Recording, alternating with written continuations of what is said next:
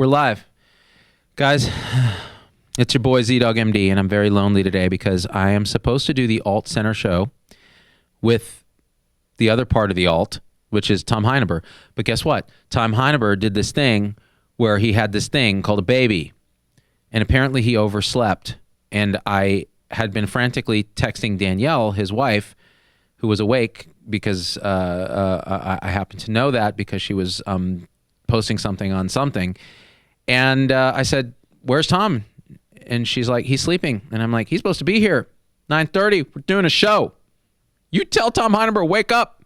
Stop breastfeeding that baby, Tom Heineber, and get in.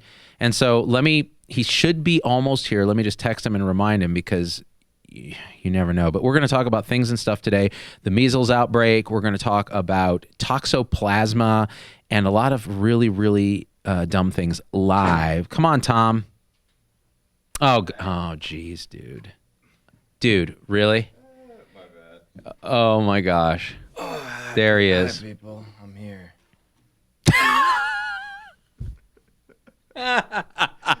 Dude. Have you ever seen Seven? No. The Seven Deadly Sins? You've never seen Seven? I never saw it. What? I this mean, is a worse crime than me being late. It could be. You could be. You may have me on that. There's a moment in Seven where he's like, oh no, John Doe has the upper hand. John Doe has the upper. That's what it's like having a baby. It's like, this baby has the upper hand. You know? Tell me why. Just tell me the story. Oh, my headphone's not plugged in because I can't hear myself. Really? Hold on. Let me get you. Oh, it is. It's cranked. Here, let me. Hello. You can't hear yourself? Testing. I hear me and I hear you. Testing. Now I can hear myself. Oh.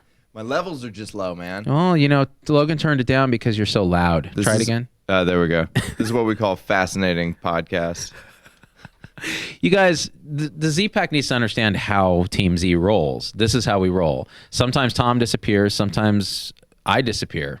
But I usually disappear out of spite, not out of accident. Let me tell you a story. Okay. So I'm late, right? Because I got woken up, 4 a.m. You're always claiming that you're woke. But what are you going to do when you get woken up at 4 a.m., but you can't go to sleep? You know what I mean? Yeah. Go back to sleep. Do you have this problem? Every day. Okay. Yeah.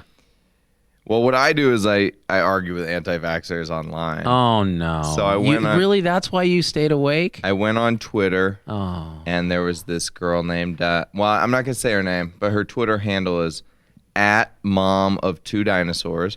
And it says, I'm not a regular mom. I'm a cool mom. 24, ex-vaxxer, cloth diapers, educate before you vaccinate. I love my babies.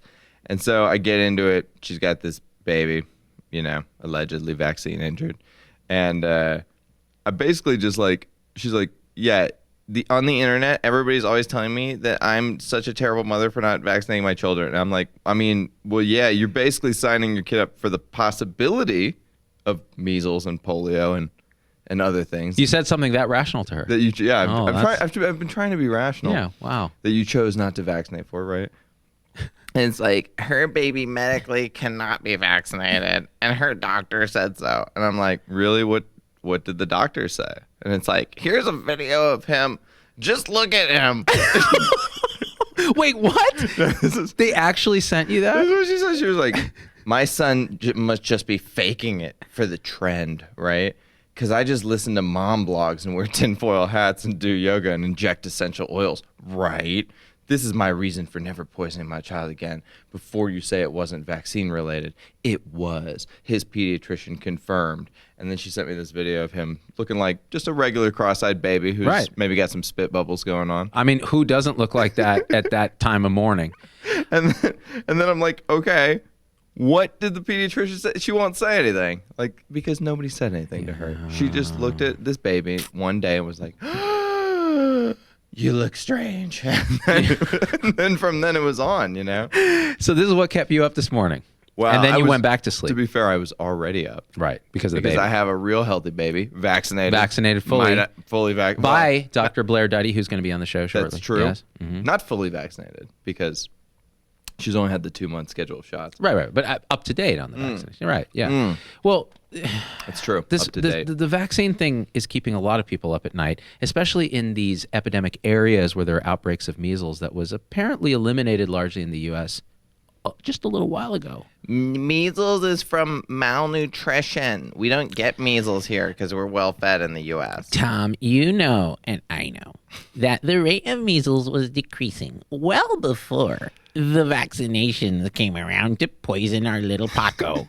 That's horseshit. By the way, there was a great article. You know, when the lay press starts shaming anti-vaxxers, you know we've reached a tipping point. Finally. I think we have. Yeah. Business Insider, the top 10 things that anti-vaxxers say that are total lies.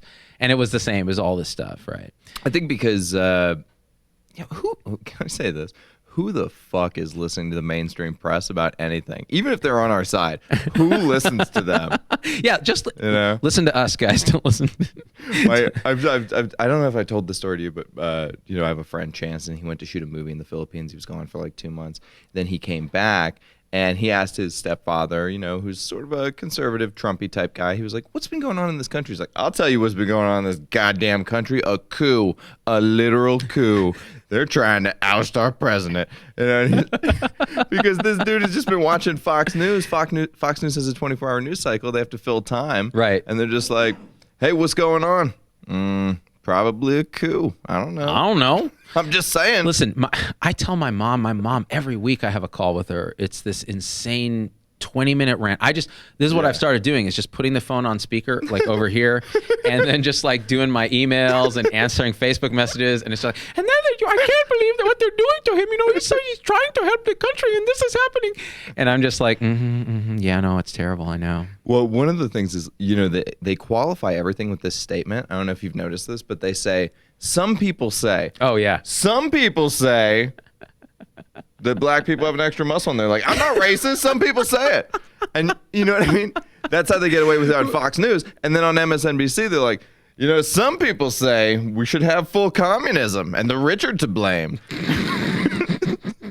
You know what's funny about that extra muscle for black people? So they actually did a study a while back. I forget when it was and what the details were, but they asked a bunch of medical students about actual physiologic differences between and they thought that it was Caucasians and African Americans. And a lot of the medical students were like, they agreed with statements like black people have a higher pain tolerance, or black people have an extra muscle, and these were medical fucking students. So if you think there isn't still a bunch of conditioned weird bias and misinformation in the world, I mean, there fucking is. Right. I mean, some people say that. That's, this is why I won't let the residents work on me. Like, this again. There's no way. We were just talking about this with, I forget who I was having this conversation with. With Nina Shapiro on the show. That's right. Should you let residents touch you? And the truth is, it depends. Because Sam Harris said, right? He was like, "I don't want them working Sam Harris on me." was like, "I don't want them touching me." Yeah. The thing is, it depends on where. So am I going to let No offense, I've met the residents here in our town, and the answer is no. It's a no from me, dog. It's a hard pass. As an attending physician in this town, I'm not going to comment on this. But I'm going to read Jessica Beliski's comment, because it says, "Love you guys, 100," and she's a supporter +1. I don't know what that means. I say 100 because I'm white. Yeah, you did that on the shoot for One Seek. I'm like, yes, 100. Guys, we're keeping it 100 today. Everybody put on their cardigans. We're going to keep it 100. Arlene Duro, who appears African American in her avatar, is a supporter +2. So suck it, whoever was supporter +1. She says, "I have an extra muscle. That explains that episode at the gym." I love it. Arlene Duro, can you share one of your extra muscles with me? Because I could definitely use as a Zoroastrian Indian. We have one less muscle. Let's see. Been in nursing 10 years. No resident will ever touch me or any family member. Leanne Cunningham. Okay, I'm going to take offense. I'm going to take offense. As a former resident myself, we have to learn. Residents do a great job. If you go to a teaching hospital, it's part of the thing. And they are supervised now. And what Nina Shapiro was saying is there's a lot more supervision now than there was in the old days when residency literally meant you stayed in the hospital for 3 days. That's why they called you a resident. Let me ask you a simple question. You ever seen a resident kill a guy? Have I ever seen a resident kill a guy? I've seen every type of doctor kill people. Yep. Word. Rest my case. Great, Perry Mason. That completely follows.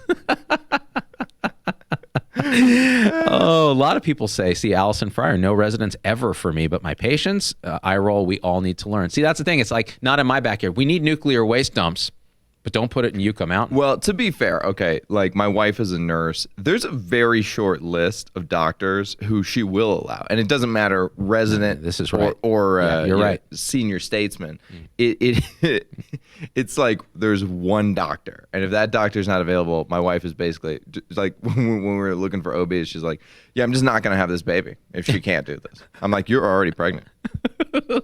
Can't get. She's gonna have to move to New York to have that late term abortion. But we got the OB that we really wanted, and but then when it was like the night of, and it was like, oh, the laborist might have to do it, and all this, it was like, no, they shan't. I will wait for this. Interesting. So just kind of we kind of pushed back our labor a little bit to wait for the OB. This is fascinating because we had the I say our labor like I did. Yeah, I know. Yeah, I slept on the couch and drank Capri Suns. Well, see, this is the thing. Like, we had the bait and switch for ours, so we thought, oh, we're going to have our doc, and then it turns out, no, we had a laborist. Yep. And not only was it a laborist for our first child, it was my former intern. And here's the interesting thing: I remembered her as an intern, and I was like, So we were talking about residents, right? Yeah. Now she's an attending. She's going to deliver my first baby, and the question is, what do I do? Do I say, get me another attending? No. I go, sounds good. I'm going to sit here and watch. And it was nerve-wracking. It really was. My first baby anyways. But it gets to the point, nurses, doctors, professionals who know they're all 1 degree of separation from these docs, we know who we're not going to let touch us. Well, here's the thing, too, that Stanford's one of the best teaching hospitals in probably the world. So, yes, of course. Like, you're biased to think that the residents are going to do a great job because, like, Peter Attia was one of your residents. Yeah. You know what I mean? Well, actually, there's something to this. Yeah. And this is going to sound elitist because it is. If you have a tertiary problem, in other words, something complex, not a bread and butter issue, I would never fucking ever in my life go to a community hospital or to a third-rate, like a lower-tier teaching hospital. Right. And there's a reason, because there are differences in in skill set, capability, engagement, teaching, resources. You have, the very high-level tertiary care facilities where if you have something like complex lupus with complications or you need a transplant, that's where I would go. But the thing is, if I want my appendix out, I would go to someone who does a lot of them in a community setting, and the hospital is a decent hospital. That's perfectly fine. People say this with LASIK eye surgery all the time. They're like, the expensive one, the guy doesn't do it enough, and it's not going to be right. The cheapo one, the guy does a lot of them, so like he's probably going to do a good job. Like 1,000%. I hear this all the time from people about eye surgery. When Robbie Pearl was on the show, we were talking about how do you fix healthcare. He's the guy who ran the Kaiser Medical Group for a long time. His proposal, and I agree with this, is that you have less hospitals, less people doing these procedures, and they do more of them. They're centers of excellence. This is interesting because when you're in a dense city center, there are actually less restaurant options, and they're higher quality and they're more efficient. Yeah. They're able to serve more people. Now, compare this to when we were in rural Texas just a little while ago. Like, no offense, rural Texas, I won't say the name of the town. I didn't, other than the meals that we had in people's homes, which were amazing. Yeah. I didn't really have a good meal the entire time we were there. We were paying, I think we had a meal for the crew and it cost $200, and it was one of the worst meals I ever had in my life. It was terrible. Yeah. But I'll say this. This is true. This is absolutely true. So where I grew up in Clovis, California, Fresno, California, worst food I have ever had in my life. And every time I go back, I pull out Yelp and I'm like, let me see. Maybe things have improved. And I get the 5-star rating. I go, it's the shittiest food you've ever had. Because their 5 stars is different. It's different. Yeah. It's like somebody going, wow, this is the best shit we have in town. My grandparents are from Rock Falls, Illinois, which is one town over from Dixon, where Ronald Reagan was born. Both of these towns have like a total of 22,000 people that live in both of them, right? And so I'm out there for the summer like a couple of years ago, and she's like, Dixon, they have a sushi restaurant now. You like sushi, right? You're fancy. You want to go over there? And it's a sushi buffet that looks like the sushi came from a Costco in Chicago 2 hours away. and there were French fries out for the locals. And I'm like, I don't want to eat these French fries. And she's like, what, are you too good for these French fries at this sushi restaurant? Here's a question: are you too good for the French fries? So could The it be? answer is yes. I was, because I did not eat them. Well, because you're spoiled by being an elite in a major food town. The question is, are local, like for example, my parents? Yeah. They are as backwards a people. I mean, they're both physicians, right? You think, and they're upper middle class. You could eat whatever you want. They will choose to go to McDonald's, Hardee's, when we're on vacation, Carl's Hardee's, Jr. Denny's. Yeah. The moon's over Miami. Uh-huh. Delicious. Yeah. A Grand Slam. Have you had that? So much bacon. Totally. And you get to Denny's and it's this soggy piece of shit with and you're just like, but we're spoiled. So our thing is, but so are we criticizing these restaurants when they're actually serving the local population exactly what they want? Yes, I'm criticizing them because most of the time they're not very good. I mean, you find a couple hidden gems, and like if it's fried food, usually it'll be okay, right? Because everybody can do fried food. But it's okay. So it's interesting. So getting it back to medicine is, my so my grandfather lived in the small town Rock Falls, Illinois, and he had pancreatic cancer. The doc there, his primary, knew enough to know what he didn't know, and sent him to Milwaukee to have a Whipple. Instead of just basically, he had pancreatic where he could have told him to go home and die, and he was 80 or something when he was diagnosed. He went to Milwaukee, had the Whipple, and he ended up living for 9 years after that. That's insane. So it was a pretty good catch by this doc to know what he didn't know and send him where he needed to go. Right. So like I think that's what that's what you want. Yeah. And the truth is, like I said, I've worked with residents in all kinds of rural communities. Right. And some of them they're tremendous. They have a lot of insight. They care a lot, and they're really good at bread and butter. And occasionally they're good at recognizing complexity and sending it off. And that's the thing. You have to send it off quickly. And even, I shouldn't tell the story. I'll anonymize it. But a very close relative who had an eye problem and as a teenager, and it was missed by the local doctors and ultimately got referred late and lost vision in that eye. And it could have been taken care of at a tertiary center. And it's very tough. So people, like muggles, the lay people will say, how do you pick a good doctor? How do you know? I'm going to go on Yelp. Terrible. I meant to talk to Nina Shapiro about this. She had a whole chapter in her book, Hype, about why online physician ratings are total fucking bullshit. Because all they are is the best and the worst. So it's a person who's the most happy, who got a ton of narcotics, and then the person who's like, you killed my child. You also got to remember that patients don't know how to rate a doctor. Right. You know what I mean? Right. That, like if I go in there and I'm like, Politeness here's is the down. thing, Z-Dog MD. My back hurt because I do manual labor. This man's work, all right? And It's pronounced Manuel. I'm going to need 200 opioids. Give them to me. And then you're like, hey, sounds like you have a tough go. Here's some opioids, right? Then I'm going to be like, God damn it, that doctor, he gets it. 5 out of 5. He gets it, boy. But we all kind of understand that these rating sites are bullshit. So how do patients pick doctors? You got to know a doctor who knows a doctor. We should have a site where it's docs rate docs. Oh, I told you about my idea for a doc-on-doc dating app called Doc.Goose. Yes. Maybe we should make Doc.Goose the doc-on-doc rating site. But the problem is, they're going to game it. Like, because, like Bhupinder is going to be like, hey, buddy, we play golf. I got you some tickets. How about you give me a 5? Okay, buddy, but you got to give me a 6. But it only goes to 5. I want a 6. I had an amazing idea for a dating site where it's, you know how Netflix does, Are You Still Watching?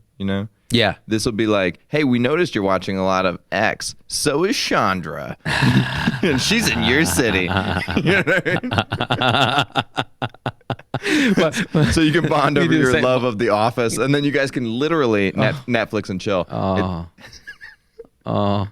Kathleen Kappa says, as a medical professional, how do you tell someone where not to go? So this is tough. This is tough. Z does it like this. I don't know. I mean, I've heard things. Well, with Tom, I'm just like, don't go to him. He's a butcher. But with patients, I usually say, they're a doctor in town. I really have had good experiences with X. You have to give them an alternative. Yeah. Yeah. So it's not so much bad-mouthing the other clinician. It's more, well, my experiences with so-and-so. Totally. I really like so-and-so.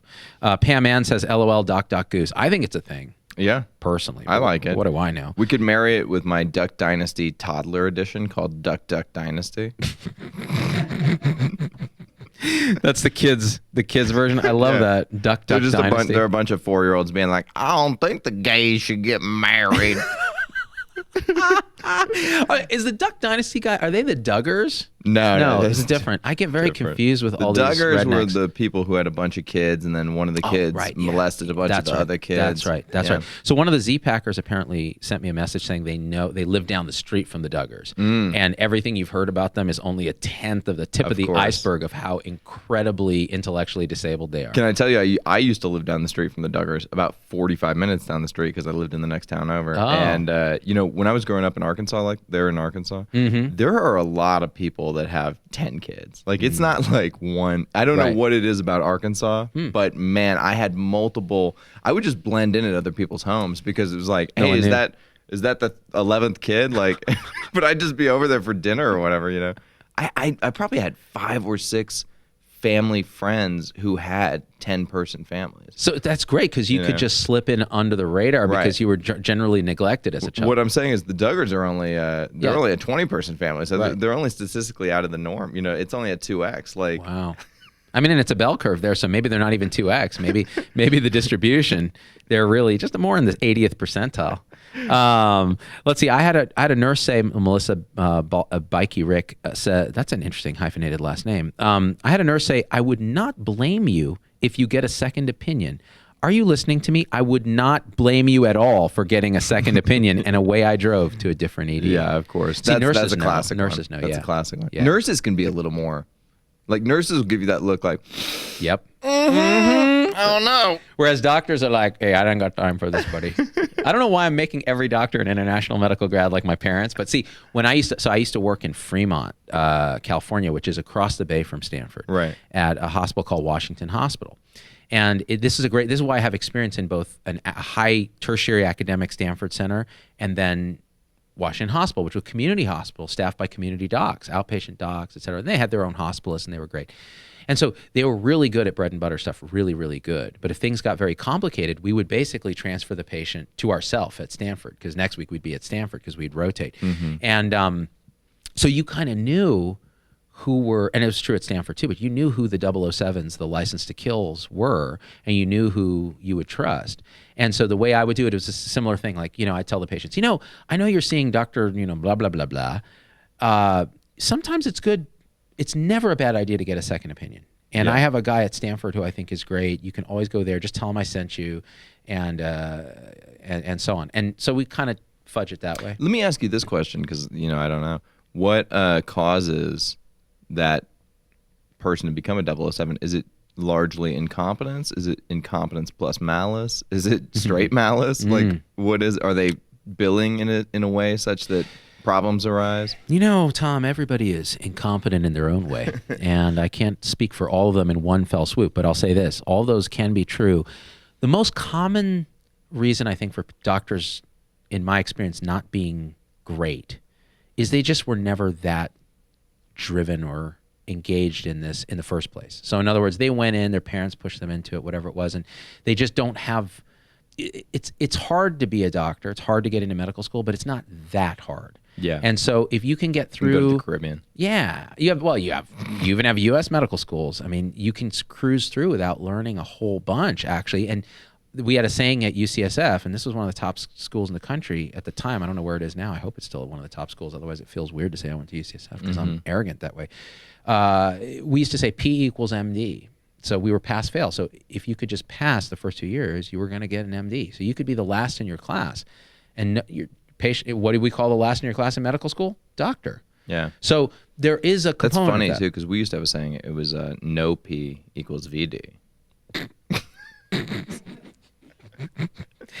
Yeah, you took Just it to the at next the frat house. That was at the frat house, which you weren't a member of because you were too white even to be in a frat.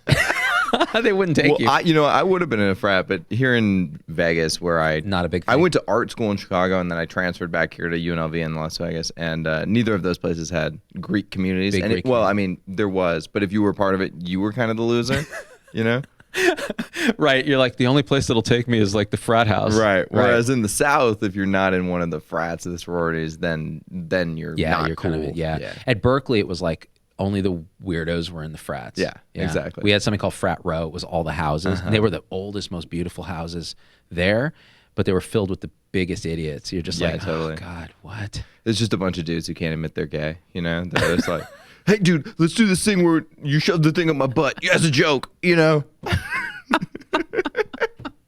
You know, they. So once I went to a frat party in college in Berkeley, and we show up, every single person there is Korean. And I'm like, what the hell? I thought this was a frat. And I was so biased. I just assumed everyone in frats were white. And I show up and everybody there is Korean. And they were like, you know, and this was the thing, Berkeley in the 90s was this very fractured, everybody had their identity and you just congregated with your own. So the Indians were here and the Koreans were here and the Asians were here and the Christians were here. And the young Republicans, which were the biggest group at Berkeley, were here. And here I am, this Zoroastrian kid, doesn't look Indian, doesn't look white, kind of looks Jewish. I don't know who to fit in with, so I just found some weird friends and we got a house together after the dorms, right? So we go to this Korean party and we were looked at, because someone was like, oh, you got to come. And I connected the dots. The person who invited me was Korean. And I'm like, how did I not make this? So me and my 3 white buddies walk in, hey guys, we're ready to, And everyone's just sitting there with books, and sipping beer casually, kind of chatting. I'm like, what is this? It was a real culture shock. And I actually felt more at home there, actually, except for the looks I kept getting. By the way, Asians are the most racist people in the world. Oh, yeah. Just so you understand that. Indians are terribly racist. Koreans are racist. Japanese are racist. Asians are the most racist against Other Asians. Other Asians, yeah. The Asian hierarchy is a real thing. We have a friend who's Japanese. And the top of the hierarchy. Anytime you get him going, he'll just be like, fucking Chinese, fucking dogs. Really? Yeah, oh my God. Wow. And I'm like, dude, you grew up here in South LA. Like, what are you talking about? You're not even... My wife's parents, who are Chinese, vis-a-vis Taiwan, will not... They've traveled all around the world. They will not go to Japan because they consider the Japanese to be a murderous race of evil thugs. And cavemen. I mean, it's straight.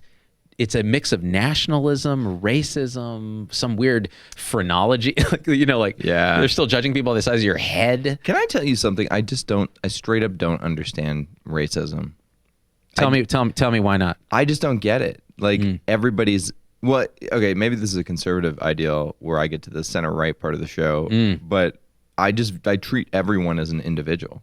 You know what I mean? Mm-hmm. And most of you, I'm like, dumbass. Actually, dumbass, right? It doesn't matter if you're black or white. You're still a dumbass to me. You know what? I'm gonna say this. This is true about you. When I met you too, I knew this right away. Like, you don't care about who somebody is in terms of race, color, appearance. You care about how they behave. Right. But you're vicious, like merciless. So like, if you behave in any way that's just dumb, you're done with Tom Heineberg. This is true. Although I have become, more sensitive to the systemic challenges. A little more alt left. Sort of the cultural argument around it. I think especially with black people got dealt a really raw deal in this country because we never fully made slavery right. Like we never absolved ourselves of it. No, in fact, we kind of doubled down a little. Yeah, exactly. Everybody else who comes here, I'm like, listen, that's the meat grinder. You go through the American meat grinder like everybody else with your family structure intact. And when you have your family structure intact, you have a chance to prevail on the other side. But when you break apart the families and cause everybody to scatter, and fend for themselves, you're not going to see the same level of success going forward, right? Like we did Chinese people super wrong in this country. We did Irish people super wrong in this country. Indian people have been done wrong historically. Remember that guy, the Sikh guy who got shot after 9/11? Yeah, that was bullshit. Yeah, like everybody gets something in the American meat grinder. Right. And Indians are pretty good about hiding. They're just like, I don't know, we're over here. Guy. Yeah, who? Right. Hey. Except for Bobby Jindal. Yeah, exactly. He's just like straight up white. Yeah. Yeah. Okay, I'm set it right on the show, but I would actually be for reparations. Interesting. 100%. Yeah, we've talked about that before. Yeah. It's kind of interesting. We should another episode on just those things, and we should get a guest and talk about it because I think it's fascinating. Yeah. Adrian Jaski says Japanese, if not born in Japan, are considered to be impure and not fully Japanese. Gaijin, very xenophobic. Now, so the Japanese culture is interesting because one of my favorite authors is this guy Haruki Murakami. Don't judge me, okay, for reading Tom Heineberg, and because I could see the judgment beginning. I could see Tom going, oh, I can't believe Z reads fiction by a Japanese author. So Murakami is a kind of famous author in Japan and actually quite prominent in the West because his stuff has been translated from the early days. Wind Up Bird Chronicle, Kafka on the Shore. Recently, I just read Killing Commendatore, which is a great book. So he's fascinating because he was born in Japan, raised in Japan. He's a boomer. He lived around the world, really absorbed a lot of American culture, went back and started writing. The way he would write is he would write in English and then translate it back into Japanese. And what he found is because his English wasn't good, it gave him a style that was very straightforward. He didn't waste words. It was just, this is what I want to say. And it's magical realism. So there's a lot of weird stuff happens in the books, a lot of weird Freudian, Jungian archetypes. So long story short, he became kind of known for dredging up Japanese history in World War II and putting it in his books in a way that was not complementary to the sort of Japanese narrative. Right. And so I remember in the Wind Up Bird Chronicle, he has this whole scene where his protagonist has this vision of being in Manchuria and these torturing these Chinese people to death and skinning them alive and then sitting in a well and this crazy shit. Yeah. And he got a lot of pushback for that. But it's interesting because I think there is a coming to terms with a collective unconscious trauma of World War II that's starting to happen. So I don't know how xenophobic they are. And again, this is not a judgy thing. It's just an observational thing. I think it's true across Asian cultures. They're pretty racist. There was also a lot of racism from our side during World War II. Unbelievable amounts. We were the term Jap. We were incredibly racist against the Japanese. In fact, so much so that they made propaganda films that they showed to the soldiers. And big Hollywood directors made these films, like Frank Capra, who did It's a Wonderful Life. He made a film where he showed that the Japanese, he was saying that the Japanese were like a hive mind and that they basically acted like the Borg. Wow. And that they had no individuality and they couldn't think for themselves. And people accuse the Chinese of that now. Right. Yeah. And it's really interesting. And actually, in all truth, Eastern traditions have a higher value on the collective than on the individual, and that includes the spiritual traditions, right? It's all about losing the self and connecting with the one consciousness and that kind of thing. Well, this is why I think some of the policies of the far left, especially nowadays, really get to me, is because America is all about the individual, and that is what has made America the city on the hill that it has been for so long. That's correct. It's enlightenment ideals of individual versus the absorption into the collective. Yeah. But what's interesting is, and again, because I think part of the reason we do this alt-center show is we like to ridicule both extremes of the political spectrum. Totally. So this has been one of the great driving engines of change in the world has been this Enlightenment ideal of individualism, and it's really codified in the Constitution and the Bill of Rights, in the capitalist sort of orange meme of accomplishment meritocracy. And it's been a wonderful engine for pulling people out of poverty, for increasing our standard of living. Yeah, there have been environmental costs. Yeah, there's still racial tension and inequity and increasing inequity. So, but on the downside of that comes the shadow side of that as it reaches its apex, which is increasing suicide rates, drug addiction rates, and misery, because this accomplishment mindset and this individual mindset makes us lose sight of the fact that we are also part of a larger whole. And so there's a balance that we've been out of. Did you see the thing about the Attorney General of Massachusetts wants to charge the Sackler family? I haven't seen this. Oh, are they the OxyContin people? Purdue Pharma. Yeah. They want to charge the family because they're like, you knew, and you know what you did. Interesting. And you did it anyway. We know what you did last summer. Yeah, exactly. And I think that's kind of interesting. And you know what? I hope they get fucking taken down, because what they did in my mind is highly illegal, but they were able to do it in a legal manner. You know what I mean? I don't know enough about them specifically, but I know that there needs to be accountability for what happened with that. Yeah. Because that is, again, an example of these individuals want to enrich themselves at the expense of the collective. Right. There is a balance. You use the term tragedy of the commons, which is the classic teaching. There's things that are commonly... Look, even in... when you talk about, These people, I mean, they stole power from your profession as well, because doctors are seen as less trustworthy after the opioid crisis than they were before the opioid crisis. Yeah. You know? By the way, Dana Velling says, how do you think the Germans feel? They're the bad guys in every movie. Yeah, they deserve true. it. They deserve it. Except for Run, Lola, Run, which was in fact a German movie. Let's see. Jamie Stewart, the left has moved to the center to the right. As the right moved further right, look at the actual platforms now versus the 70s and 80s. I'm not sure, Jamie. Maybe that's true. The 70s was a pretty collectivist mentality, but I don't know if things have moved so much to the right. I think it's just split, polarized. You have a left and a right that's more extreme. Yeah, I don't know. I don't know about this. Part of my reason why I spend so much time focused on the far left is because I think largely the far right has been garrisoned. Like, we haven't exterminated the ideologies on the far right, like that you should have eugenics, or that it's okay to discriminate based on race. That's over there for sure, but like, we've tried to isolate it.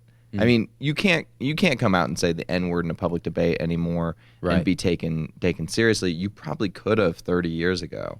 And so the far right was dominating at that time. So, what's interesting about that is I hear friends on the left who will say, no, that's not true. Look what's happening with the upsurge in hate crimes under Trump and so on and so forth. This is people watching two movies, because I'm not going to tell anybody. I'm not going to tell anybody what the account is, but I've created an Antivaxxer Twitter account, and it's my plan to become one of their thought leaders over the next 6 months. You're going to succeed. I'm going to start tweeting just random crap and fake science articles and things. And you know what? We'll link back to this video, like, where I'm telling you that I'm doing this. But I'm definitely going to become one of their thought leaders, 100%. But in signing up and following all these people, I've been seeing the far left side of the equation. I've been watching the two movie thing play out, and it's just like living in two completely separate realities. Agree. If I went on this anti-vax Twitter account every day, I would be like, oh my God, black people are being lynched in the streets, and gay people are being lynched in the streets, and trans people are being lynched in the street. You know what I mean? Right. And if I went on the far right side, which is more like my Bitcoin Twitter I go on, some of that far rightness percolates into the libertarian circles, and I see it's like, they're trying to destroy masculinity, and they're trying to take our jobs, and if it weren't so tragic, it'd be hilarious. It is right? hilarious. Yeah, it is funny. It is hilarious. So, it's like Bob Rudd here says, politically, the U.S. has not been this polarized since our Civil War. Now, I don't know if that's true, but I'll say this. Feels true. It feels polarized. Feels true. And Haidt and others have said, since the fall of the Cold War, we don't have a common enemy. Right. So we've kind of devolved into a tribalism. And it's a nature of humans, because we have these different moral matrices, left and right, to want to confirm our biases, to only listen to the news that supports what we say. And we'll pick out, just like with anti-vaxxers, you can tell them this measles outbreak. All right. It's terrible. It's killing kids, or it's going to kill kids. It's a nightmare. It needs to stop. Well, what they hear from that is, this is another made-up thing that the medical industrial complex wants you to control your kids with injections, and vaccine injuries are real, and so on. And so they'll pull out of it what they want. And it's the same with the left and the right. So if the left hears the same statistic as the right, they're going to interpret it totally differently. Yeah. So our job, I think, on this show is to show that there still is a center, and that you can talk about anything and still be civil, and also that we should work on understanding the other side's point. You can draw a lot of this, I think, back to crony capitalism and how the elites have failed everyone, basically. Tell me about that. Okay, think about, like, there's a documentary that just came out about Teflon, and how DuPont knew that they were basically poisoning the American populace, and yet they did it anyway. And so if the government is in bed with DuPont because they're getting tax money and they're failing to regulate, which is their only job, then how would you not think that the government was inherently evil and they were in on it? Right? I would, if I didn't know how things actually worked. I still think it kind of is that way. Oh, there's a part you of it. You just can't say it explicitly. This is why, it's... And this happens all over the map. Right. That, the big corporations are in bed with big government, and big government doesn't do their job and regulate the way they're supposed to. So, of course, if I was recalcitrant, I would think to myself, I would be like, listen, they're trying to poison my child. Brain control is real. You know, the earth is flat. Like, Paul McCartney was, they killed Paul McCartney and they replaced him with a fake Paul McCartney. Okay. The problem Just is, look at the Abbey Road cover, man. I'm just saying. dude, that guy is a robot. I'm telling you, he's dead. Paul is dead. John said it. But this is the thing, like, because there's truth on all these sides. So it just depends on how much of that truth you want to double down on and ignore other truth. Yeah. You know, like people in the comments are saying things like, you know, the right has definitely moved further right and this and this and that. But I'd say the left has moved. The left has moved way further left. They both have moved further. They both moved further. And so being in the center feels like a radical position. I think that's the point of this show is to basically be like, okay, listen. The far right and the far left have moved so far that they're basically over here butt fucking each other, okay? And us rational people, we're left behind and we're here. We're here. So we are as far from them as we possibly can be, okay? You know what I'm saying? Yeah. You know, first of all, I want to call you out because I'm a believer in call-out culture and outrage culture for saying butt fuck, because what it implies is that you don't like gay people. Well, straight people can butt fuck. Everyone can butt fuck, see? Okay, now I need my trigger warning for that because this is my platform. I'm going to get behind to unite the country. Unite the country that we should all be able to butt fuck. Everyone can butt fuck. Okay, yeah. That's good. I can get behind that. All right. But think about that point though. Really though. By the way, Laura says robot fake Paul McCartney is the truth. It's the truth. truth. So you know that. Yeah. Go on. We are as far away from the. If you're center. Right or left, right? You are farther away from your fringe side than you are from the center. Right. Yeah. The right or the center left. Yeah. You know what I mean? Like you and I are closer together on most things. I fucking hate people on the far right. Like I despise them. I hope they all kill themselves. Shit. You know what I mean? No. Now I'm triggered because okay? the suicide prevention. Tom. The far right is Logan. Put up the suicide hotline. The far right is authoritarian and they're racist and they're sexist and they're they're everything but classist because they tend to be very poor. Because that ideology gets you fucking nowhere in this life. But equally, I hate the center left. I don't want to kill them. I just want to center left, the far left. The far left. Sorry, I just want to send them to Mars or something. Yeah. You know what I mean? Yeah, like get them really far away. Like from Matt me. Damon. Yeah. Forget them conveniently there. Yeah, I'm with you, dude. I'm actually with you on all the extremes. Being center left, the far left makes me ill. It should. You know, and this is the thing because and it's going to devolve into communism eventually. Well, if they get power. Yeah, if they get power. But then what will happen is they'll realize like every other communist country that communism doesn't work. It's contrary to human nature. Look. Let's go back to this We're thing. not going to realize that though until a lot of people die. Yes. And you know what I mean? Yeah, like, no, and here's the thing. It doesn't even affect me. I'll say this patently because I have money. I can move. I have social mobility. I can move out of this country. I can buy citizenship elsewhere. I'll come back when everything is on sale and buy it up on the cheap. Like if you want to institute communism, go for it. I'm going to leave. This is what I think. I think it's the Ayn Rand thing. The communists and the Ayn Rand people are both their extremes on the individualism versus collectivism, which we were talking about in the beginning. Yeah. This idea of, so when Ken Wilber and these other guys talk about holons and holocracy and holarchies, they're really talking about everybody is both a whole in themselves and a part of a bigger whole. And they're always striving, each holon, so you're a holon, I'm a holon, made up of smaller holons, which are all in a fractal pattern all the way up and down. We're all striving with a tension between autonomy and individualism and being part of this bigger holon. Mm-hmm. And the truth is the people who are the most successful strike that balance. Communism is a perversion towards the entire collectivism, and it's contrary to 50% of what we are. This is what the fucking center right show is all about, Z-Dog MD. Because no, really, the right are individualists and the left are collectivists, right. And meeting in the middle is fucking America. That's America. That's America. That's how we make shit work. That's where you get goosebumps about America. Yeah. Like when we went to Texas and we saw those immigrant physicians doing their shit. Yeah. This is what we saw. We saw the individual who came from a country where, and I'll tell you what India was like back then when they moved, because it was that way for my parents. Bureaucratic, full of red tape. You cannot progress if you're in the wrong caste. You are fucked from the minute you're born. Not to mention poor, disease-filled, dirty, everything. overcrowded. Terrible infrastructure. Yeah. Now that's changing. That's changing slowly and surely. But they come to America. What happens? To the same person, they thrive because they show their individualism and they're able to excel through hard work, dedication, and just busting their ass. And then the collective component of that is they give back to the community. Right. They give back to the Indian community. They send money back home. They are part of the country club over there where they're part of, white culture. Yeah. In addition to and it was a beautiful, transcendent thing that screams America on every single level. No, it makes you literally want to cry when you Yeah. see somebody who's juicing the American apple for every drop it's got in it. You know what I mean? Like that makes me want to cry. It's like, yes, thank you for being a good citizen, rather than somebody who was fucking born here, lives in their mother's basement, plays video games all day, and it's just like, I can't get ahead, man. Elizabeth Warren said so, man. And I think by that we're really referring to Jakob Dylan of the Wallflowers. Yes. Because that song came on this morning, and Logan fast forwarded it, and I'm like, Logan, why did you do that?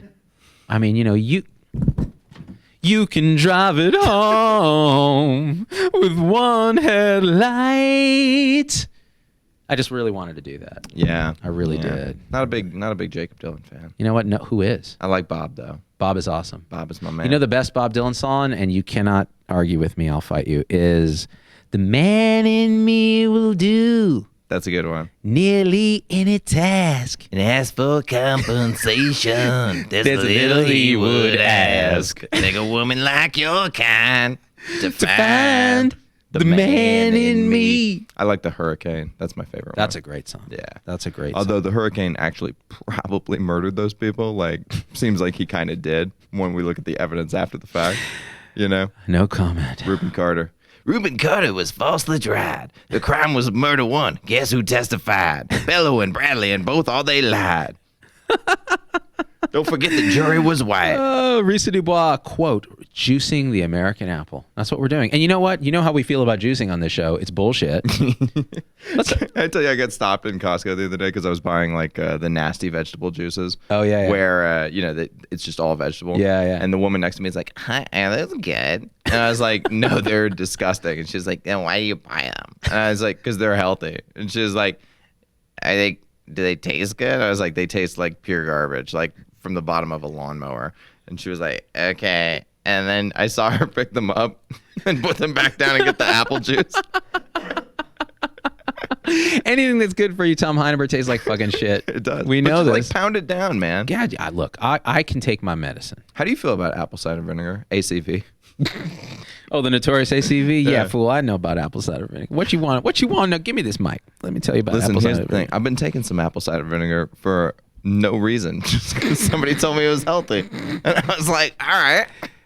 It's just amazing to me, that people just not you, but well, maybe you too, misunderstand acid-base physiology. That Yeah. there's this thing called the Henderson-Hasselbalch equation. We have buffers in our blood that alter our pH. So taking a bunch of acid, I mean, it may alter your stomach pH transiently, but not really, man. I think you're supposed to take it though because it has the mother. Z. Oh, I have that. Do you I have know that about- same vinegar. do you know about the the mother? mother? I The know mother? about the mother. And in fact, so listen to this. So okay, this is a good story. Not really, but my wife sends me on a grocery run because I'm her bitch. Yeah. And because she's gonna make this amazing, pork roast, whatever. Where me and Z live right next to each other, and we shop at the same grocery We see store. each other, So like- sometimes I see Z, and I'm like, he doing it. he getting those whatevers. He's always in the ethnic food aisle. How dare you? It's true though. Okay, that's so racist. It's also true. I'm always in there. What do I'm they like, call the ethnic food aisle nowadays? The they call it- multicultural aisle? Oh fuck! They call it Asian and World- Mexican food. World cuisine. Yeah, God. Yeah, they need a euphemism for it, right? Remember, it just used to be ethnic food. Right. All the way up until the 90s. I remember that. It was ethnic food. It's still ethnic food in some grocery Yeah, stores. yeah. They should call it like the alt cuisine line. But so she sends me on. She says she types up. This is how she sends me lists. She texts me a big run-on sentence. So I have to dig through all this shit, figure Yeah. out, mate, did I get this? Did I get that? Can't cross shit out on a text. So it says apple cider vinegar, unfiltered. Yeah. And With I the- read with the mother. With the mother. With the mother. But actually, no, so it wasn't vinegar. It was apple cider unfiltered. But I read it as apple cider vinegar. So I grabbed the mother apple cider vinegar, and there's a chick on the cover of this thing with a ponytail. And I'm like, who's this bitch? I read the thing, and it says, ND, which is naturopathic doctor. And apparently she sells this stuff as some kind of naturopathic cure. And I was like, do I give this woman money? But my wife told me to get unfiltered apple cider vinegar, and there's only one. There's no other. So I'm gonna bring it home. So I go home with this shit, and I'm like, check it out. The mother is on this and that. And she goes, bitch, I told you apple cider. I'm like, no, you didn't. I look up the text, it's like apple cider, unfiltered. Shit, I had to go right back. You know, it's funny. Every time I go to the supermarket for my wife, I buy 3 to 5 of whatever she asks. So she'll be like, we need Himalayan sea salt. And I'll be like, okay, there's 5 of those. I'm just going to buy all of them. They're $3 each. That's $15 on salt. Okay. And then the next item will be like, we need, I'm looking for cinnamon bread. And I'm like, okay, well, there's cinnamon raisin bread. And this one says cinnamon chocolate swirl. I'm just going to buy them all. Okay, that's $9 on bread.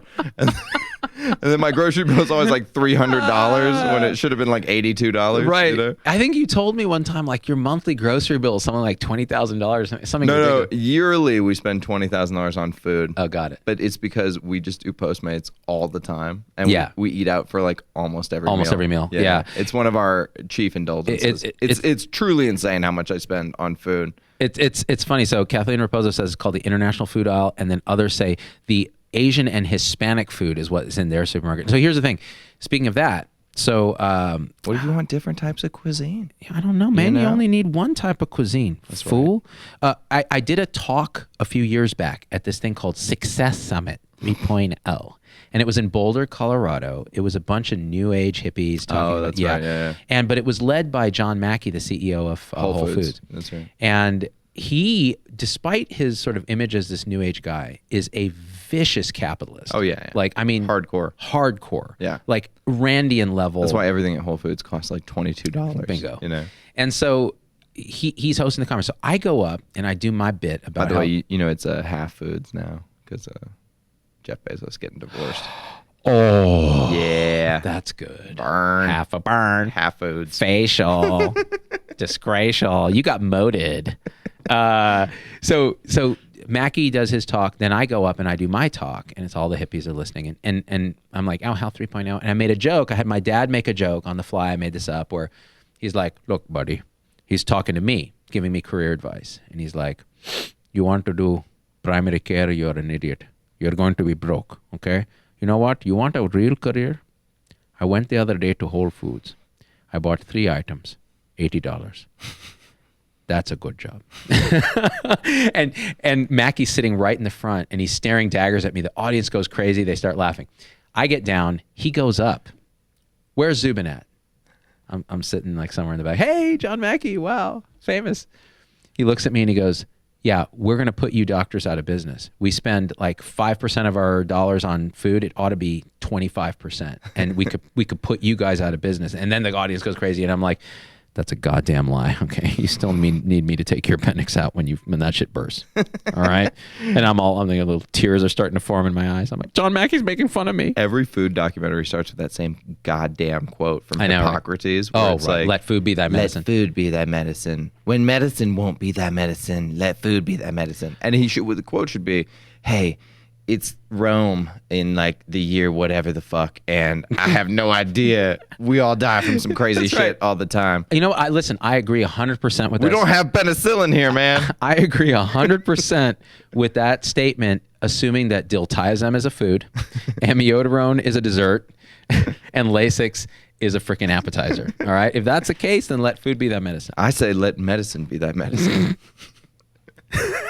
Why you got to make so much sense, Tom? When are we going to get to the world where we have personalized diets for individuals? Oh, we can't get there soon enough. Yeah. That's the thing, right? Because everybody's like, There's one diet for everybody. It's vegan, or it's, paleo, or it's carnivore. And are we going to discover that it's really not about dieting at all, but it's about time-restricted eating and getting in touch with our evolutionary self and allowing hunger to be, there's this whole thing where you're not supposed to be hungry. oh, that's horseshit. And yeah. Hunger's fantastic. I've been doing keto again, like, because I always go on and off of keto. That's true. Because if you want to drop a bunch of weight quick, keto is the jam. Although keto is not the jam because you can't eat jam on keto.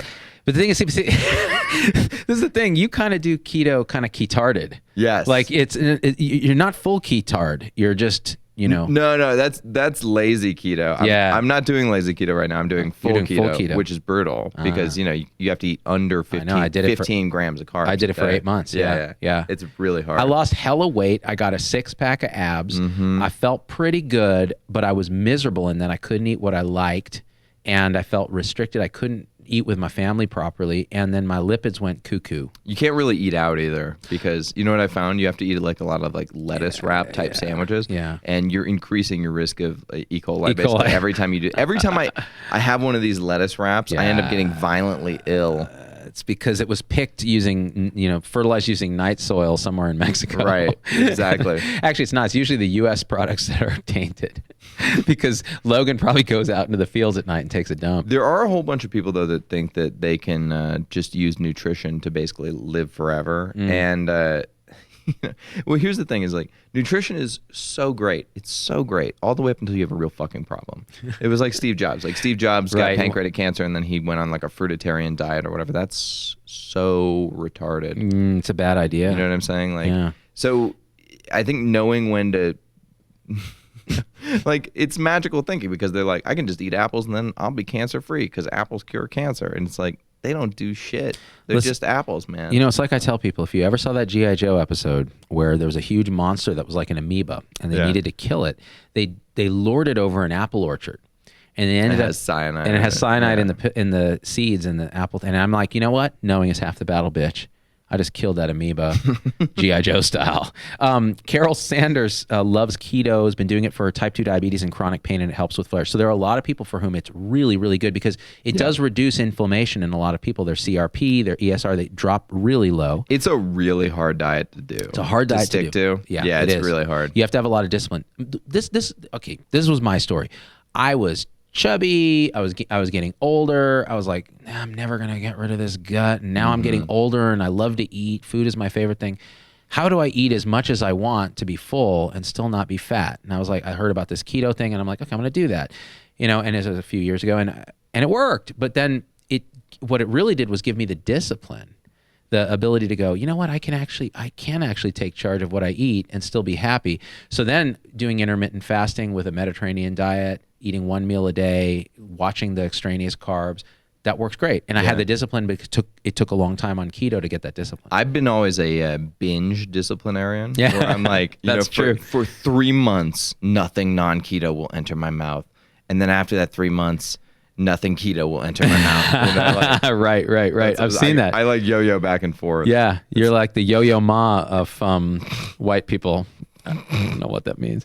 Nutrition can make your life better. I stopped eating mammals after our DNA history was completed in 2015, and my arthritis went away. Sialic acid matters. Linus Hollis. I know nothing about that, but I will say, look, you find the diet that's right for you. Andy Loynd. It's the need to believe that your way is the way because you have to believe that it is, lest the cognitive dissonance send you scrambling. Yeah. Also, that's why Andy's our executive producer. Everything is just replacing religion because we are now so secular as we have nutrition's a religion. Yeah, nutrition's a religion. Politics is a religion. Cultural identity is a religion. You know what I mean? Your bank account is a religion for some people. Like, you're just replacing religion. Now, one thing. So, you're right. A bunch of false idols, as they say in the Bible. As they say in the Bible. What my kid was asking me about the Bible the other day. Yeah. And I'm like, read that shit. See what you think. You think Harry Potter's a trip, girl? Yeah. Check this out. You know who had a lightning-shaped scar? Jesus. Most people don't know that. I do find that a lot of people who believe in the Bible have never read the Bible. I have seen that because I have read the Bible. I have read it twice, and there's a lot of crazy stuff in there. Yeah. There's a lot of good stuff in there too. Yeah. Don't spill your seed. Yeah, exactly. Somehow you will be smote. Right, or if you wear mixed fabrics, you're going to be smote. Damn, I'm screwed. Basically, you get smote on a lot of things. There's a lot of smoting. Yeah. So I promised in the beginning of this that we were going to talk about toxoplasma gondii. Oh, that's right. Let me. Did you read anything? No, I didn't because I refused to. But I'll tell you this, because Tom was like, "You hear about this toxo thing and cat ladies?" We'll get to that, but I want to frame it this way. I told Tom, you need to watch this documentary on Netflix, which you have yet to watch. And I tell the Z-Pack, watch this documentary. It's called Catwalk, and it is a Canadian documentary about these crazy cat ladies in Canada who enter their cats in cat shows, and they go follow these 3 cats, Ooh La La, Bobby, and Chance, and they all compete for the Canada's top cat. And it is amazing, and it's weird. It's disturbing. It's hilarious. It's alternatively touching, And you start to go, could I put myself in this person's place where their life is around this cat? They're living in this interesting trailer type home, and they're grooming this cat with a vacuum cleaner on reverse, blowing this Angora cat's hair. And their tears well up in their eyes when the cat gets second place, you know? I mean, it was intense. So I guess we should say Scientific American came out with an article that says that people who are infected with Toxoplasma gondii have a 47% higher likelihood of developing schizophrenia. And it came out of a study in Denmark, I think, where they studied 80,000 people, both pre and post schizophrenia and pre and post infection with Toxoplasma gondii. And I thought it was very interesting because it kind of like lends back to this whole, theory that, since antiquity, cats have been idolized and that we've had crazy cat ladies forever. And you know what I mean? Like, I don't know. Did I ever show you the Lewis Wayne paintings? Lewis Wayne was this, English artist back in like the Victorian era, who would just he would paint these cats who were just like drinking tea or playing badminton or something. And then he develops schizophrenia, and the cats start to look like Hindu deities, and it's increasing in geometry and complexity, and they have this sinister quality to them, but they're like beautiful. It's like really crazy artist. So if you want to look that up, look up Lewis Wayne. I will. Yeah, I'm going to check that out for sure right now here because that's fascinating and actually reminds me of Paul Stamets's interview on Rogan where he was talking about doing mushrooms. This guy, if you've ever done mushrooms, which you have, or psychedelics, hell yeah, I have. Fungi take on a spiritual significance. Yeah, there's something about it. You're almost entering a fungal mindset. And what Stamets says is these big mycoplasm, these big mycotic networks under forests have more connections than the human mind. Yeah. And the question is, are they sentient in some level that we don't understand? Terrence McKenna used to think that they were sort of like a stored consciousness, of collective human experience throughout, the generations and things. And I mean, you can never prove that, but that was what he thought. So you wonder if like an organism like Toxo, which is this sort of single-celled parasite, is somehow this little agent of a conscious agent that's doing stuff to us, right? Yeah. Beyond what it does technically. So here's some info on that. So your cat is friends with, or perhaps unwittingly an accomplice of, this is from I Fucking Love Science, okay? Who I trust implicitly because of their name. A very strange parasite that's long been accused of having a peculiar effect on human behavior known as Toxoplasma gondii. I think that's how you say gondii. It's like for Gondor. A number of previous studies have linked the parasite to everything from risky behavior to severe psychiatric problems, and others research have found that this mind-controlling ability is perhaps a bit overstated. Now, the new study, largest of its kind, has weighed in on the debate and concluded that the notorious parasite has ties to schizophrenia, although the nature of this link is unknown. So that was my first thought. Yeah. Because okay, let's see. They looked at 11,500 participants in the Danish blood donor study. That sounds like a real party. Hey, bro, are you in the Danish blood donor study? Yeah, I am too, Sven. Well, let's go. Let's go give some blood and we'll have a party. We can have a hot sauna. It's a hot sauna. And then we will, vasodilate. Yeah. Here's your lutefisk. And searched for specific antibodies against T. gondii and cytomegalovirus. Okay, so what they found was the parasite was found significantly more often in the blood of people who have been diagnosed with schizophrenia. So they found increased T. gondii infections with people with schizophrenia. The level of association exceeds both the genetic and the most other environmental risk factors for schizophrenia to date. In other words, it's the strongest association they've seen, supporting close relation between T. gondii and schizophrenia. Now, here's the thing, because it's transmitted via cat poo. Yeah. My thought is, well, people with schizophrenia, maybe they own more cats. So something about being schizophrenic or having a tendency to schizophrenia makes you a cat person. Yeah. And then you get infected and there it is. Or it is. Something that's interesting about a causative association. Toxoplasma is that it starts off life in rats. And then it's a life cycle of it. And it actually, part of the risk increasing behavior is it makes rats sexually attracted to cat urine. Ooh. So rats run right into the cats who want to kill them. And you kind of have to think this parasite might be wanting to move its way up the chain. This so it guy, goes from rats to cats to humans. It's invasion of the body snatchers. And again, if you elephants, if you subscribe to the conscious agent theory of reality, it's a series of conscious agents doing shit. But it's fascinating. By the way, now we'll talk about that another time. I think we're at what? We're at an hour and 3 minutes. It's interesting because we're never going to know what I don't, we're never really going to know what causes schizophrenia, I don't think. Because it's certainly not a chemical imbalance, in my opinion. Mm. Right? I think this chemical imbalance thing is fucking bullshit. It's bullshit. For mental illness. As though we have a bunch of chemicals swirling around in our brain, and that's what the chemical is imbalance causing we're measuring Right. is an epiphenomenon. It's an iconography of it's a correlation. Exactly. It's not the causation of this disease. I think it's something more like you get stuck in a feedback loop or something, because I've had experiences like on psychedelics where I'm full on hallucinating, and I have to imagine that's close to what being schizophrenic is, if not the same. But it dissipates when the drug dissipates, and I'm not stuck in the experience. But if you got stuck in a loop of this experience, they would just call me schizophrenic, and they would be like, okay, he broke his brain doing this drug, and now he's schizophrenic. Well, and Michael Pollan in his book, How to Change Your Mind, actually talks about this. The early uses of LSD were felt to be psychotomimetic. Yeah. So a way that clinicians and therapists could understand their psychotic patients. And because it is that experience of, oh my gosh, but you have a little meta awareness that, okay, this is just a drug. Right. Whereas the schizophrenic does not.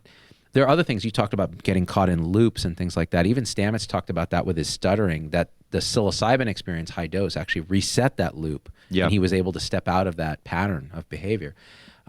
It's all really fascinating. I think this resurgence in psychedelic research is going to be one of the great transformations actually in human therapeutics.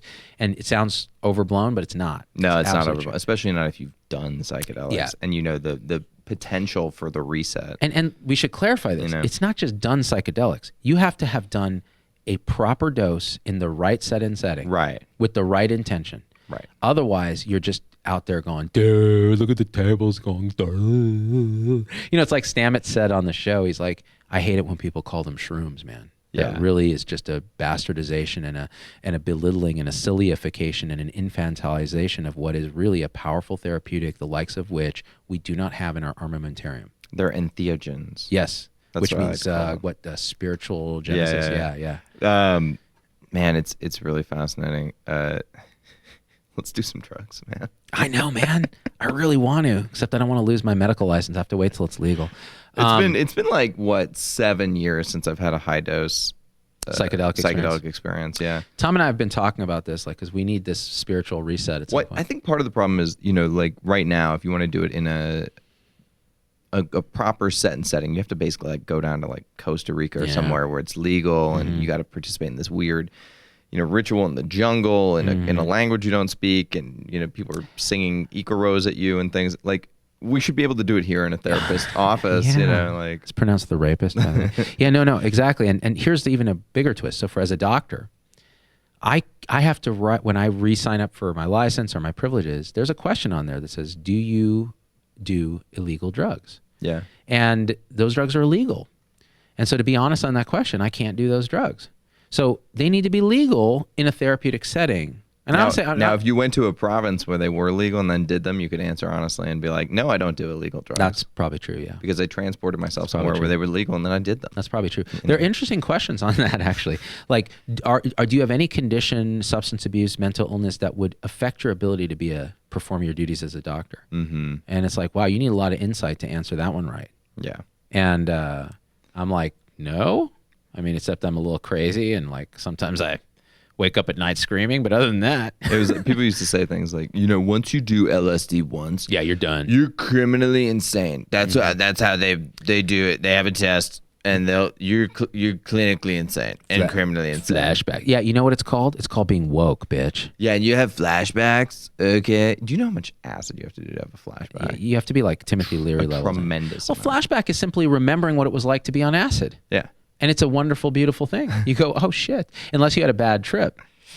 I want flashbacks. I've forgotten. I've forgotten what it was like. Let's go back, man. Bro. We got to go back. Bro.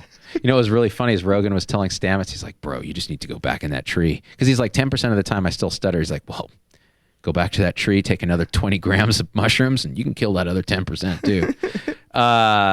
It's funny. Rogan is weirdly woke for a caveman. He's unusual. Rogan's a Renaissance man, as we say. That's very strange. He's the male Oprah. Oh. He's just trying to get dudes to live their best life by going hunting and smoking weed. Checking out scat on trails. Yeah. Make sure, there's no lions nearby. Yeah. I actually really like his shit, man. He's funny. It's time to live your best life, Z-Dog Dude, MD. I'm going to live my best life by trying to be more like Joe Rogan. Have you ever done DMT? I have not. I need to. DMT, you were saying, is like getting launched out of reality into an alternate world with fractal creatures that show you the nature of the universe. The time I did DMT, it feels more real than sitting here with you now. Like, it feels like home. It feels like what it's going to be like when we die. It feels insane. You can't describe it. Like, words don't Ineffable, yeah, it's ineffable. The words don't do the experience justice. So here's what Michael Pollan speculated, and he may or may not be right. The dissolution of the ego, the doubting mind, the discriminating mind, that submind that's like, this is bullshit, you're on a drug. When that dissolves, you have no capacity to question the experience, and it feels as true as anything can ever feel. Right. So is it that, or are you actually being revealed truths of the nature of reality? I think that the answer doesn't matter whether it's real or whether it's all in your mind, because I'm with you. You experience it. And then you're better for it. It's real to you. And you're better for it. It's a lasting improvement in who you are. Yeah. This is the magic of these psychedelic therapists. So Adrian Jasky says, go to my shaman healing sessions, no drugs, sweat lodge, meditation. I can't do the sweat lodge thing, too damned hot, but he's the real deal. No, and you lost me at no drugs. You actually got me at no drugs. So I think these are experiences that can be had on some level without drugs, including in meditation. Yeah. No, this is true. There's a technique called holotropic breathing. Holotropic breathing, which Pollan talks about in his book. Yeah. He did it, and you know what? He went into AFib. Oh, that's during the interesting. holotropic breathing, yeah, because he was already at risk for it. He's had it before. Yeah, you can have a very interesting experience on holotropic breathing. Like, it's like have you done it? Yeah, I have. Yeah, just by myself in my room. You know what I mean? Like, right. You weren't just on YouTube. Masturbating. It was a literal breathing. Yeah. Okay. No, that's because sometimes you get a little holotropic. I wasn't asphyxiating myself or anything like that. R.I.P. David Carradine. Basically, you're just hyperventilating in a very specific pattern until you kind of pass out a little bit, and then you have this sort of it's a very clear experience, and it feels similar to DMT but at a much lower level. You know what I mean? It feels like 5-MeO DMT, which is different than NN DMT. People are gonna be like, what the hell? What the hell? No, that's a different show. Stephanie Dyer says, dude, the only real thing is your brain. I would actually say the only real thing is your mind and your conscious perception. That's what's real. Yeah. So it doesn't matter what reality is; it's what you make of it. And look, Logan's using funky wipes to. But use some more funky wipe. There it is. There it is. Hey man. Hey bro, you're really tripping me out, dog. Anyways, what are we at now? We're at an hour and 10. I think we should stop. What do you think? I mean, I could go on for 2 hours, but our audience will be like, fuck you. Who's going to win the Super Bowl, Z-Dog MD? I don't even know who's playing. Actually, no, I guessed the other day the New England Patriots. You guessed the Patriots? Yeah. But apparently I was too slow to get the $500 that you promised me and Logan if we could name one team in the Super Bowl. I'll give you a hint. The other team's mascot is an animal. They're a West Coast team. Oh, the San Diego Chargers. That's not an animal. A charger? It's not an animal. It's not a bull or something? It's a lightning bolt. Okay, let me think. It's an animal and it's a West Coast. The Seattle Seahawks. No. Okay. The Fresno Toyotas. No. It's the Los Angeles Rams. Oh, the Rams. Really? The Rams. The Rams are in the Super Bowl? They're very good. They have a young coach. He's very good. Wow. They're not going to win, though, because Tom Brady's going to kick their ass. I don't even like Tom Brady, but you got to respect greatness. You know what I mean? So are the Rams in the AFL, the CFL, the DFL? Who are they? Explain to me. It's the AFC and the NFC. Oh. Rams are an NFC team, and the Patriots are an AFC team. Let me say one thing. I grew up in the Central Valley of California around a lot of white people. They love their sports. I didn't have the intellectual capacity to understand football, and so I never knew it at all. And so I would have to pretend and put on these complex displays of understanding. It'd be so much easier just to learn what offsides is or pass interference. Yeah, no. I was because what would happen is like something like this would happen. Hey, did you see what happened with the game last night? Oh, I totally saw. I would go, and this is where I learned to confabulate a bit. Yeah, did you see what happened with what's his name? Dude, unbelievable, right? Unbelievable. You know when he went for the da-da-da. you know what? It bothers me because, I was like, that's going to happen. And it happened. Dude, honestly, if I was going to bet on football, you know who I get the best advice from is my wife. Because my wife watches the games with me and she follows the players' wives on Instagram. And legit, I'm not even joking. Like literally, we'll be watching the game and she'll be like, yeah, Eric Decker, he's not going to have a good game today. Like he was just looking off. He looked a little sick in the last picture she posted. And I'll be like, for real? Word? Should I have bet on this? Dude, that's amazing. Yeah. So she's using her female relational abilities, stereotypically, and her nursing skills to diagnose his mental state and therefore his performance status. Oh, yeah. And does it correlate? It correlates. Oh, damn, Yeah. dude. If I bet on her advice, I would win 100% of the time. Wow. I know. She's 100% of the time it works, 10% of the But time. the problem is every time I get there, I'm like, she's probably not right. I'm going to do the opposite. Yeah. Because you're oppositional defiant. Yeah, and you will have to be right. You're like, no, what can that can't be right. Me and my wife are both oppositional defiant. She bought me some hot sauce from Trader Joe's. Trader Joe's makes this amazing habanero hot sauce. Hey, you've been telling me about I this. didn't eat it for 3 years. It just sat in the back of the cupboard. I was like, I don't eat this hot sauce. I don't even know why you would give me this, And then I finally ate it, and I was like, this hot sauce is amazing. So good. I do the same thing with my wife. By the way, so this is a good way to go out. Cindy Bernard, who's a supporter +2, says, good talk. Now go live your best lives. Oh, snaps. Thumbs up. My best life is eating Popeye's chicken for lunch. Lazy keto for the win.